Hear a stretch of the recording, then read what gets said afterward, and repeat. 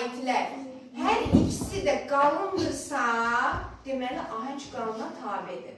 İndi diqqətlə bu sözə qulaq asın. Uşaqlar fikir verin. İki sait var. İncədir, qalın. Əgər sözün içərisindəki saitlər hər ikisi də qalındırsa və yaxud da hər ikisi də incədirsə, deməli ahəng qanuna tabedir. Yox, saitlərdən biri qalın, biri incədirsə, burada ahəng qanunu pozulur. Məsələn, yazıram bura uşaqlar A ilə. Bir də 3 saitimiz var, düzdürmü? A nədir? Qalın. İncə.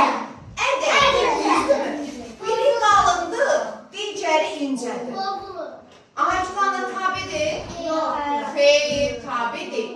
Deməli, nə zaman tabe olmur? Biri qalın, biri incə olarsa ahəng qanunu pozulur.